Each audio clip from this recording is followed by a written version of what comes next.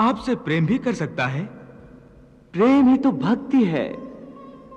जिसके मन में प्रेम ना हो वो मेरा भक्त कैसे हो सकता है?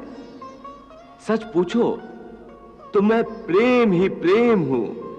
प्रेम ही परमात्मा है। किसी से प्रेम करने की कोई विधि नहीं होती, परंतु पूजा करने की तो कई विधियां हैं। आपके भक्त इन्हीं विधियों के अनुसार आपकी पूजा और भक्ति करते हैं। हे अर्जुन, पूजा मन की साधना होती है और मन की साधना का विधि से क्या लेना देना? जैसे प्रेम करने वाले दो प्रेमन से मन को लगाकर प्रेम करते हैं, वैसे ही भक्ति की जाती है। ये विधियां तो बनाने वालों ने बना दी हैं। मैं उन विधियों द्वारा पूजा करने वालों की पूजा भी स्वीकार कर लेता हूं, परंतु मैं ये नहीं देखता कि मेरा भक्त विधि अनुसार पूजा कर रहा है या नहीं। केवल पूजा करने वाले की भावना देखता हूं, उसके मन में मेरे प्रति प्रेम और भक्ति भाव है या नहीं, ये देखता हूं। जिस पूजा में विधि ही विधि हो और प्रेम तथा भक्ति ना हो, उस पूजा द्वारा कोई भी मुझे प्राप्त नहीं कर सकता। अर्जुन, मेरे भक्त बड़े अनोखे और निराले हैं। कोई मुझे अपना पिता मानकर मुझसे बेटे का रिश्ता जोड़ लेता है।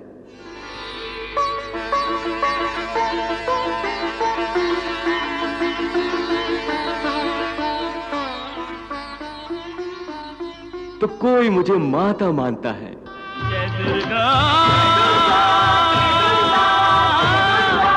जय माता, जय माता। तो कोई मुझे सखा मानता है। दिखाओ क्या छुपा रहे हैं? अरे अरे दिखाओ तो, अरे दिखाओ ना। नहीं कुछ।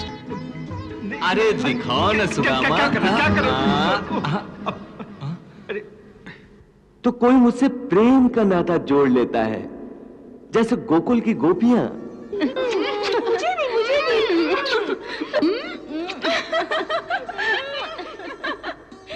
जो मेरे प्रेम में संसार की सारी रीत रिवाजों को भूल जाती हैं। उनकी आंखों में, उनके मन में हर जगह हर समय मेरा ही रूप समाया हो। कई सिद्ध साधु मुझसे प्रेम करने के लिए गोपियों के रूप में बार बार जन्म लेते हैं। मैं सब भक्तों को उनकी भक्ति का बदला उनके मन चाहे रूप में देता हूं। मैं उनका पिता भी हूं, माता भी हूं, सखा भी हूं और प्रीतम भी मैं ही हूं। तो क्या भक्त आपसे प्रेम भी कर सकता है? प्रेम ही तो भक्ति है। जिसके मन में प्रेम ना हो वो मेरा भक्त कैसे हो सकता है? सच पूछो तो मैं प्रेम ही प्रेम हूं। प्रेम ही परमात्मा है। किसी से प्रेम करने की कोई विधि नहीं होती, परंतु पूजा करने की तो कई विधियां हैं। आपके भक्त इन्हीं विधियों के अनुसार आपकी पूजा और भक्ति करते हैं। हे अर्जुन, पूजा मन की साधना होती है और मन की साधना का विधि से क्या लेना देना? जैसे प्रेम करने वाले दो प्रेमन से मन को लगाकर प्रेम करते हैं, वैसे ही भक्ति की जाती है। ये विधियां तो बनाने वालों ने बना दी हैं। मैं उन विधियों द्वारा पूजा करने वालों की पूजा भी स्वीकार कर लेता हूं, परंतु मैं ये नहीं देखता कि मेरा भक्त विधि अनुसार पूजा कर रहा है या नहीं। केवल पूजा करने वाले की भावना देखता हूं, उसके मन में मेरे प्रति प्रेम और भक्ति भाव है या नहीं, ये देखता हूं। जिस पूजा में विधि ही विधि हो और प्रेम तथा भक्ति ना हो, उस पूजा द्वारा कोई भी मुझे प्राप्त नहीं कर सकता। वाह प्रभु वाह। मुझे संपूर्ण साधने की एक ही शर्त है, मुझ में मन लगाए, मेरा ध्यान लगाए। इस संबंध में एक विचार और है। आपका ध्यान लगाते समय मन में केवल आप रहें और संसार का कोई विचार बाधा ना डाले। इसका कोई तरीका तो होगा? हाँ, एक आसान तरीका तो है, परंतु वो कोई विधि नहीं है, बल्कि एक गुर है, एक योगिक कला है, जिससे ध्यान लगाने में बड़ी सहायता होती है।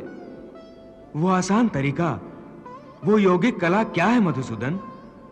सुनो अर्जुन, संसार के झमेलों से बचने के लिए मनुष्य एकांत में बैठकर मन को प्रभु के ध्यान में लगाए, क्योंकि एकांत में मनुष्य अपने भीतर झांक सकता है। परंतु ध्यान लगाने के लिए अपने अंतर में झांकने की क्या आवश्यकता है? हे अर्जुन, तुम भूल रहे हो कि परमात्मा का अंश अर्थात आत्मा मनुष्य के भीतर ही वास करती है।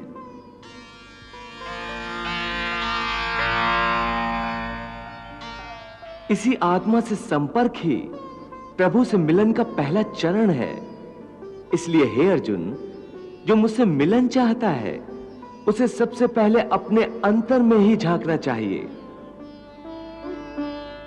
और यह तभी संभव हो सकता है जब मनुष्य का अपना शरीर उसके नियंत्रण में हो।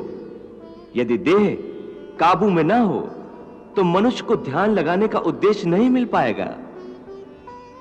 हे योगेश्वर, ध्यान लगाने का अंतिम उद्देश्य क्या है? ध्यान योग का उद्देश्य परमात्मा से संपर्क करना होता है।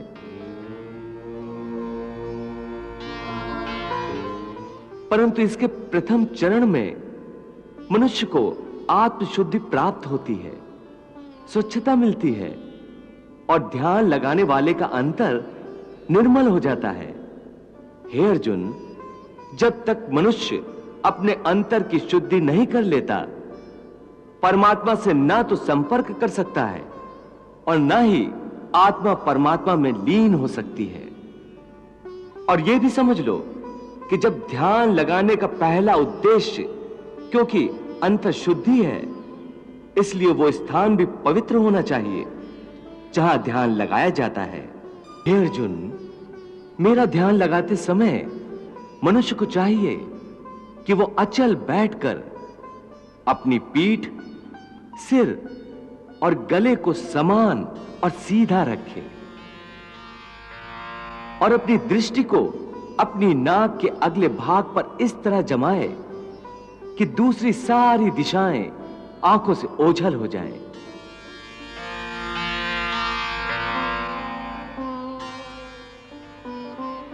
ऐसा करने से अपने आसपास के वातावरण से उसकी इंद्रियों का संपर्क टूट जाएगा और मनुष्य अपने अंतर में मन लगा सकेगा।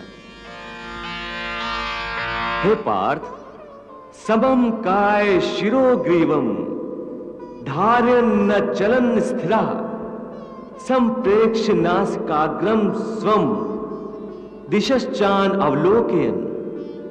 हे मधुसूदन, यह तो बड़ा ही सहज और अच्छा तरीका है। इस ढंग से तो कोई भी मनुष्य आसानी से ध्यान लगा सकेगा। यह ठीक है अर्जुन, परंतु वो मनुष्य मुझ में ध्यान नहीं लगा सकेगा जिसके जीवन में संतुलन ना हो। ध्यान लगाने में सफलता के लिए मनुष्य को संतुलन का पालन करने वाला होना चाहिए।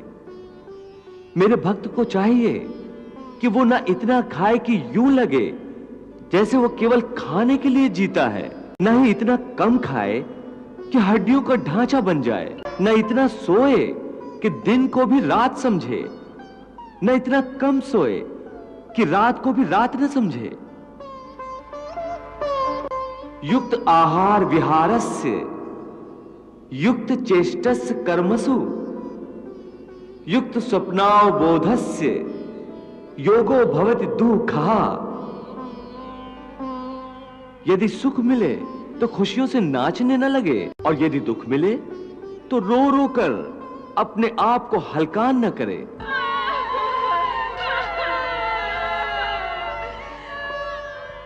दुख सुख की हवा के झोंकों से न भड़कने बुझने वाला मनुष्य उस दीपक की ज्योति की भांति होता है जो तेज हवा में भी सीधी और अडोल रहती है।